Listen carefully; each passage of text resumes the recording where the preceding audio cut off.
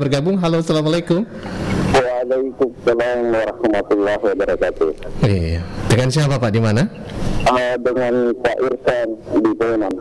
Di Polman, oke, Ya. Pak Irsan di Polman. Silakan, kita bersama dengan Pak Ustadz Zulkarnain Muhammad Sunus ini. Terima kasih Pak Ustaz atas kesempatan diberikan kepada saya.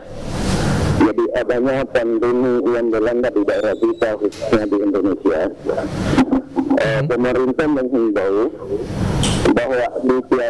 bahwa dikurangi ada kerumunan, ditiadakan salat berjamaah di masjid, terutama salat Jumat. Ya. Jadi kalau kita tidak salat Jumat, berarti kita salat zuhur di rumah. Jadi yang saya ingin tahu ini Ustaz, ya, benar atau tidaknya Allahu alam, saya dengar pernah disampaikan oleh Pak Ustaz yang lain bahwa 3 kali berturut-turut tidak salat Jumat itu adalah tergolong daripada munafik. Ya. Jadi saya tidak tahu benar atau tidaknya Allahu alam. Ustaz, terima kasih penjelasannya. Assalamualaikum warahmatullahi wabarakatuh. Waalaikumsalam warahmatullahi wabarakatuh. Terima kasih pendengar kita jauh dari Polman ini Pak Ustadz. Ya, terkait di tengah pandemi ini, salah satu dampaknya adalah ibadah kita ya. Baik. Benar nggak nih kalau di tengah aturan seperti ini 3 kali tidak sholat Jumat nih secara berjamaah, gimana nih aturannya apa menurut agama? Ya memang dasarnya kalau di dalam hadits ya disebutkan bahwa orang yang tidak sholat Jumat 3 kali itu bisa ditutup hatinya, sudah dibukukan hatinya. Ada makna riwayat yang sahih dari Nabi Shallallahu Alaihi Wasallam tentang hal itu. Tapi ini di kondisi orang yang meninggalkan Jumat tanpa udur. Ya kalau di pandemi itu kan udur namanya. Ya udur karena untuk menjaga keselamatan jiwa.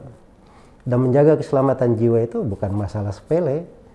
Itu adalah pembahasan yang dijaga di seluruh agama, di seluruh kitab suci yang Allah pernah turunkan dari langit ke dunia, itu semuanya dijaga.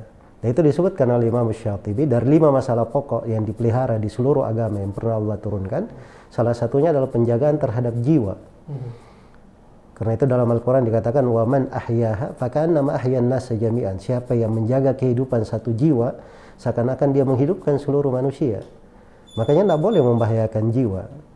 Rasulullah SAW bersabda la darar wa la dirar. Ya tidak boleh ada bahaya dan tidak boleh ada pembahayaan. Jadi kalau masa hujan saja itu ada syariat dibahas di dalam seluruh buku fikih, ada di dalam buku hadits tentang syariat sholat di rumah kalau hujan. Padahal ini hujan, dimaklumi orang kena hujan itu belum tentu langsung mati, belum tentu sakit kan. Kenapa? Itu memberatkan, hal yang memberatkan. Jadi pada kondisi yang seperti itu diizinkan untuk sholat di rumah, malah si muadzin ada syariatnya untuk dia berkata sallu fi buyutikum, sholatlah kalian wahai kaum muslimin di rumah-rumah kalian. Itu boleh ditambah di dalam adzan, di akhir adzan atau setelah hayyalas shalah hayyalal setelah hayyalas shalah hayyalal falah, boleh dia tambah di situ sallu fi buyutikum, sholatlah di rumah-rumah kalian. Dan itu ada di dalam hadits riwayat Bukhari dan Muslim.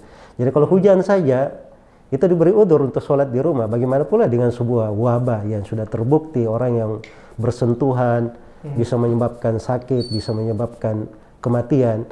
Mungkin ada sebagian orang kena tidak kelihatan tanda, tapi ada orang lain dia punya penyakit bawaan, kena penyakit tersebut, itu sangat membahayakan sekali. Jadi itu hal-hal yang dipelihara. Pada saat Nabi Shallallahu Alaihi Wasallam melihat sebagian sahabat yang makan bawang hadir ke masjid, bawang ini memberi pengaruh, mengganggu orang lain dari sudut baunya saja, tidak mengancam kematian. Bersamaan dengan itu Nabi perintah supaya sholat di rumah. Jadi ini dalil-dalil syariat yang menunjukkan bahwa anjuran pemerintah agar supaya umat Islam itu beribadah di rumahnya, ya ini secara khusus ya, walaupun anjurannya umum untuk setiap warga negara, tapi bagi kita umat Islam untuk sholat dan beribadah di rumah itu anjuran pada tempatnya, sesuai dengan dalil-dalil syariat, sesuai dengan ketentuan agama, dan tidak perlu dirisaukan. Itu kan udzur. Seseorang itu kalau dia di kondisi udzur, dia punya niat yang baik mau ke masjid, tapi ada udzur, dia sudah ingin melakukan sesuatu tapi tidak bisa dia lakukan karena ada himbauan dari pemerintah, dia dapat pahala sempurna untuk hal itu. Karena itu kata Nabi Shallallahu Alaihi Wasallam dalam hadits Abu Musa al-Asy'ari riwayat Al-Bukhari,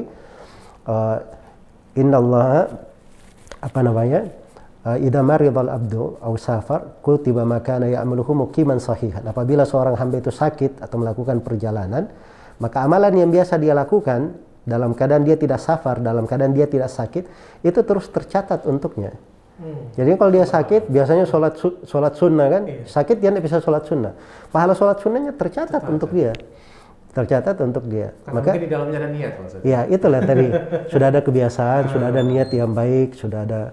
Makanya itu tidak perlu dirisaukan. Jadi meninggalkan sholat Jumat 3 kali itu kalau tanpa udzur. Kalau dalam kondisi udzur yang seperti ini, seperti yang dikatakan oleh Bapak penanya tadi, sudah benar. Kita di rumah sholat 4 rakaat. Karena kita bukan sholat Jumat. Itu berubah menjadi sholat duhur.